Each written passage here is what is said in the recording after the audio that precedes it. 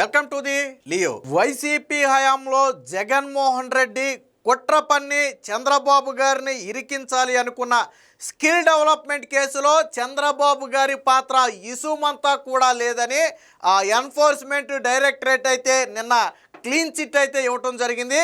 వాస్తవానికి ఇదే కేసుకు సంబంధించి కొద్ది రోజుల క్రితం సిఐడి కూడా చంద్రబాబు గారి పాత్ర ఉన్నది అనడానికి కానీ స్కామ్ జరిగింది అనడానికి కానీ ఎటువంటి ఆధారాలు లేవని ఆల్రెడీ క్లీన్ చిట్ ఇవ్వటం జరిగింది. సో ఇప్పుడు అదే సమయంలో గతంలో వైసీపీ అధికారంలో ఉన్న సమయంలో ఎన్ఫోర్స్మెంట్ డైరెక్టరేట్కి లేఖ రాసింది.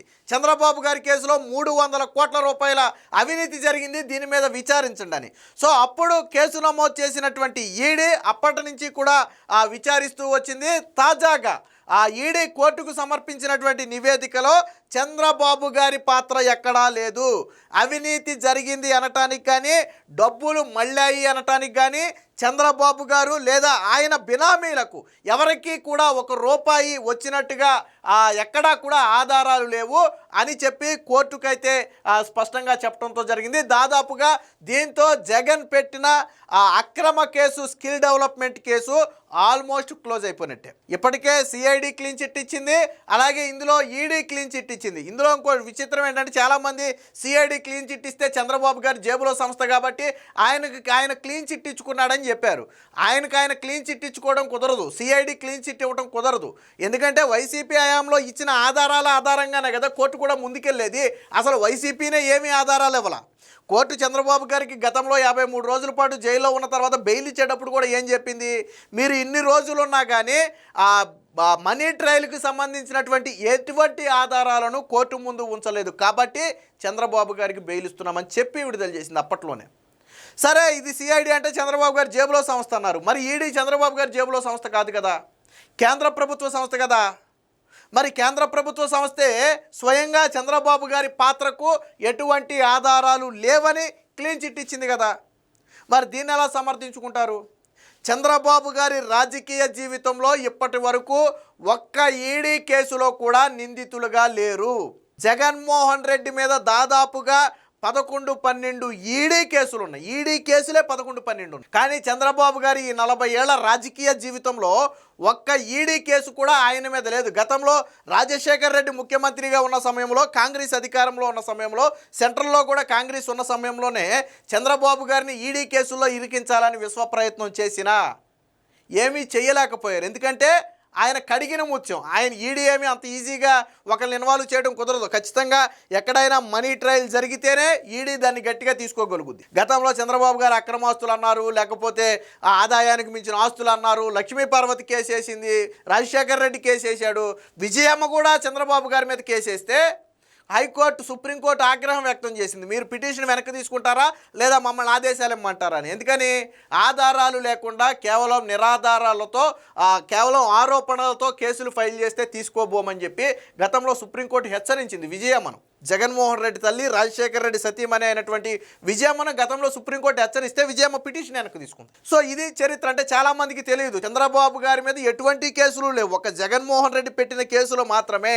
జగన్ సీఎంగా ఉన్న సమయంలోనే బాబ్రీకి సంబంధించినటువంటి కేసు ఒకటి, లక్ష్మీ పార్వతి పెట్టినటువంటి గతంలో కేసు ఒకటి, ఆ రెండు కూడా జగన్ సీఎంగా ఉన్నప్పుడు కొట్టేయటంతో ఆల్మోస్ట్ చంద్రబాబు గారి మీద ఒక కేసు కూడా లేదు. ఆ తర్వాత జగన్మోహన్ రెడ్డి పెట్టాడు కేసులు. ఏదో ఇసుకలో స్కామ్ అని, లిక్కర్లో స్కామ్ అని, స్కిల్ డెవలప్మెంట్లో స్కామ్ అని జగన్ కేసులు పెట్టాడు తప్ప అప్పటి వరకు చంద్రబాబు గారి మీద కేసులే లేవు. గతంలో పెట్టినవన్నీ కూడా నీరుగారిపోయినాయి, ఎందుకంటే ఆధారాలు లేనటువంటి కేసులు. సో ఈడీ క్లీన్ చిట్ ఇచ్చింది. దానికి సంబంధించినటువంటి వార్త ఒకటి ఉంది, ఒకసారి చూద్దాం.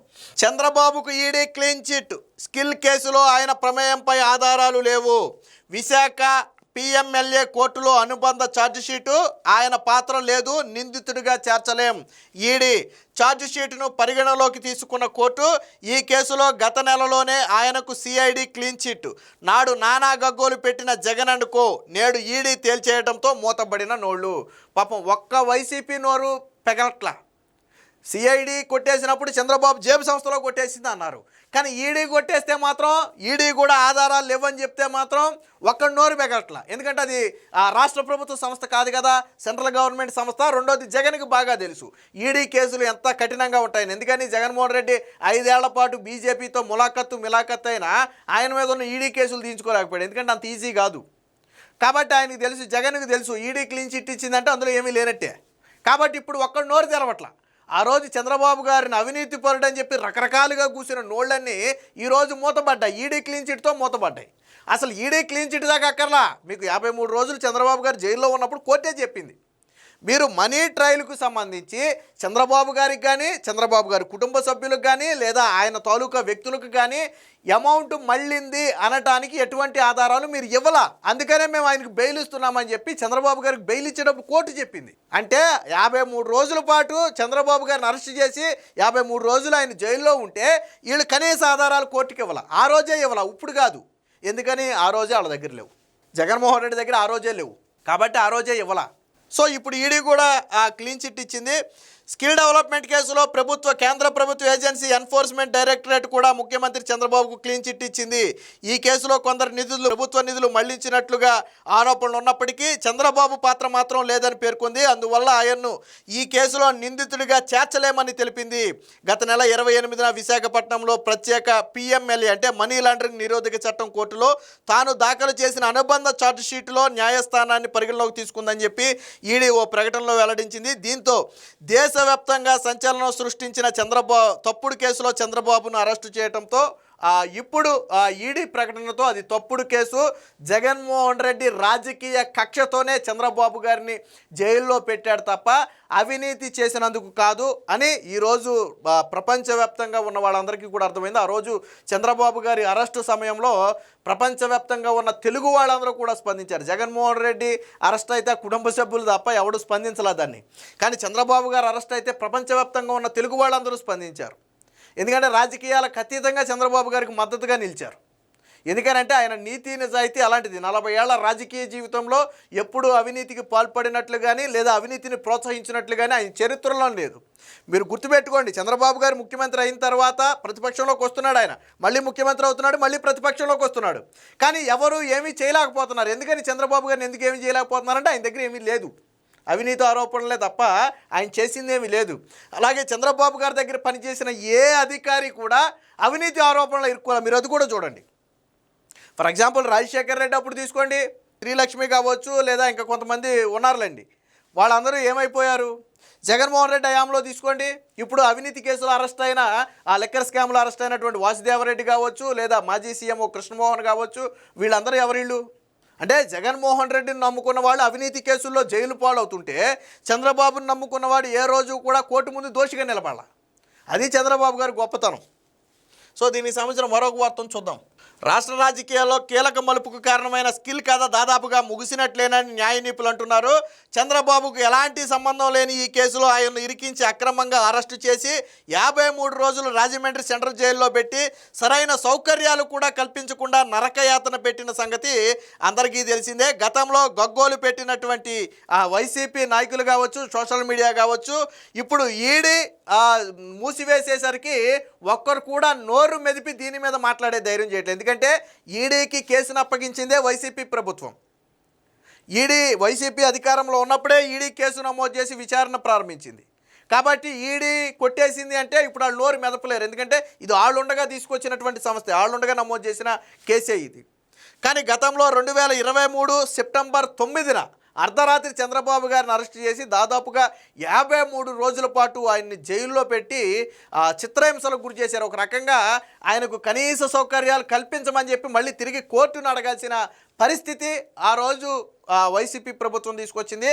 సరే, జగన్మోహన్ రెడ్డి అరెస్ట్ చేయడం ఫలితమేనో లేకపోతే ఇంకోటో తెలియదు, కానీ ఈరోజు ఎన్ని సీట్లకు పరిమితం అయ్యడం మనందరం చూసాం. వాస్తవానికి మనకి చాలామంది చెప్పేది ఏంటంటే చంద్రబాబుని అరెస్టు చేయొద్దు, చంద్రబాబుని అరెస్టు చేస్తే రాజకీయంగా పార్టీకి తీవ్ర నష్టం జరుగుతుంది, అది మన పార్టీని పుట్టముంచుతుంది అని కొంతమంది సీనియర్లు జగన్కి చెప్పినప్పటికీ జగన్మోహన్ రెడ్డికి ఒక సైకో ఆనందం ఉంటుంది. అంటే ఆయన ఒక ట్రాన్స్లో ఉంటాడు, తను ఏది కావాలనుకుంటే అదే జరగాల. ఇప్పుడు రఘురామకృష్ణరాజుని అరెస్ట్ చేసి కొట్టించాలి అంటే కొట్టించాలి అంతే, చంద్రబాబు నాయుడుని అరెస్ట్ చేయాలంటే అరెస్ట్ చేయాలంతే.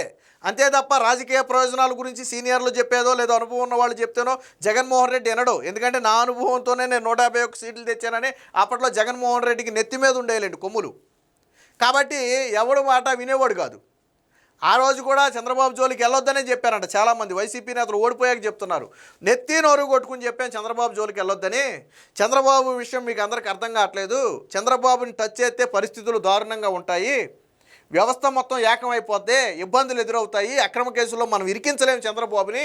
రాజశేఖర్ రెడ్డే తలకిందులుగా తపస్సు చేసిన రాజశేఖర్ రెడ్డే ఏమీ చేయలేకపోయాడు, మనమెంత అని చెప్పి అప్పట్లో చెప్పిన జగన్మోహన్ రెడ్డి తాత్కాలిక ఆనందం కోసం చంద్రబాబు నాయుడిని అరెస్ట్ చేశాడు. దాని ఫలితం ఏంటో మనందరం చూసాం. సో ఏది ఏమైనా మొత్తంగా 300 కోట్ల రూపాయల అవినీతి జరిగిందంటూ గతంలో చంద్రబాబు మీద పెట్టినట్టు సిఐడి కేసు కావచ్చు, లేదా ఇటు ఈడీ కేసు కావచ్చు, ఈ రెండూ కూడా పూర్తిగా చంద్రబాబు పాత్ర లేదని తేల్చేయటంతో జగన్మోహన్ రెడ్డి నాడు పెట్టింది తప్పుడు కేసేనని చెప్పి ఈరోజు తెలుగు ప్రజలందరూ కూడా తెలుసుకుంటున్నారు. Please subscribe to Leo News for more videos.